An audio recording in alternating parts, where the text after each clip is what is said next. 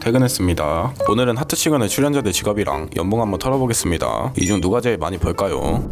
출연자 중 연봉이 제일 적은 사람은 박지현씨와 이가은씨인데요. 이 두 분은 현재 학생이라 연봉 0원으로 쳤습니다. 박지현씨는 이번 와세다대학 생명공학과 4학년에 재학 중이고 현재는 서울대학교 의과대학 연구소에서 인턴하면서 의과전문대학원을 준비 중입니다. 자, 그럼 졸업하고 의사되면 얼마 버나 한번 보죠. 물론 진료 과목마다 연봉이 다르긴 한데 의사되자마자 초임은 최소 4천 이상입니다. 그 이후 평균 연봉은 최소 7천 이상 됩니다. 만약에 외과 가면 1억 2천 넘는 연봉 버는 거고요. 아니어도 연봉 8, 9천은 되겠죠. 그럼 이가은씨는 얼마나 벌까요? 이분은 지금 건국대학교 수의외과 3학년에 재학 중입니다. 졸업하면 수의사 1년차에는 3천 초반, 2년차에는 4천 초반 정도 버지겠네요. 만약 개인 동물병원 열면 한 달에 623만원, 1년에 7,477만원 정도 법니다. 근데 사실 이게 2년 전 기준이라 지금은 좀 더 벌겠죠. 그럼 이제부터 출연진 중 실제로 돈을 벌고 있는 분들의 연봉을 알아보겠습니다. 금액이 낮은 순부터 소개할게요. 첫 번째는 정희동 씨네요. 정희동 씨는 출연자 중 가장 특이한 직업을 가지고 있는데요. 바로 동물 피규어를 만드는 조형작가입니다. 사실 조형작가는 그때그때 작품을 의뢰받고 제작을 해서 수입이 생기는 형태라 고정적인 연봉을 계산하기엔 어렵습니다. 그래도 최대한 계산을 해봤는데요. 정희동 씨가 운영하는 블로그를 들어가 보니 공룡 피규어를 10만 5천 원에 판매하고 있습니다. 20개 이상 주문이 들어와야 실판매가 가능하다고 하니 10만 5천 곱하기 20해서 최소 210만 원이네요. 그럼 한 달 수입을 210만 원으로 잡으면 1년에 2,520만 원 정도 벌게 됩니다. 근데 이건 일반 개인들에게 파는 피규어고 업체들과 같이 팀 작업으로 피규어를 만들기도 합니다. 그러면 작업비가 플러스 알파로 더 들어오겠죠. 그렇게 되면 1년 수입이 최소 4천 정도로 추정되고 최대 수입은 의뢰받는 작품 수에 따라 변동이 엄청 클 것 같네요.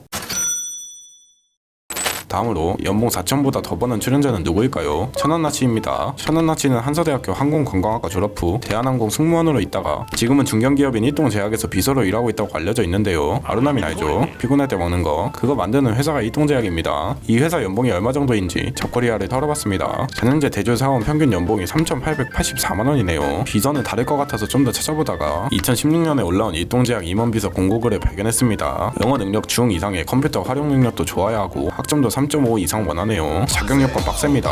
연봉은 얼마 주나 봤더니 4,200만원 이상이라고 나와있네요. 4년 전인데도 2019년 대졸 사원 평균 연봉보다 높습니다. 이게 4년 전이니 지금은 더 올랐겠죠. 그래서 계산 때려봤습니다. 일동제약의 연령별 연봉 통계를 보니까 대충 1년에 200만원 정도 오른다고 치면 될 것 같네요. 그럼 지금 천안나치 연봉은 5천 정도로 유추해볼 수 있습니다.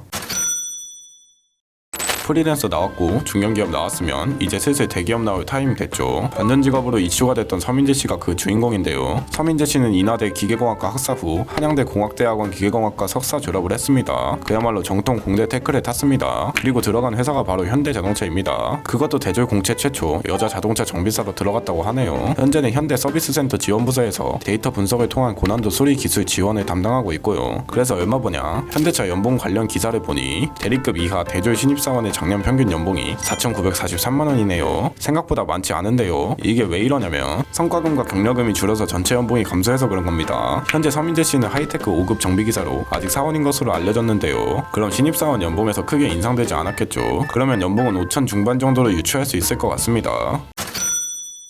대망의 연봉 탑입니다. 바로 천인우 씨입니다. 천인우 씨는 이번 시즌 출연자 중 스펙 끝판왕이라고 불리고 있는데요. 용인외고 졸업 후 미국 UC 버클리 대학교에 입학해서 4년 전액 장학생으로 다니고 졸업 후에는 페이스북에서 엔지니어로 일했습니다. 페이스북 연봉 어마어마합니다. 페이스북의 신입사원 엔지니어가 받는 돈이 16만 6천 달러, 그러니까 우리 돈으로 약 1억 9,700만 원인데 거의 2억 받던 천인우 씨가 한국 회사로 왔습니다. 그 회사가 어디냐? 바로 레이니스트라는 스타트업입니다. 레이니스트라는 회사는 잘 모르실 거예요. 그럼 뱅크샐러드는 들어보셨겠죠?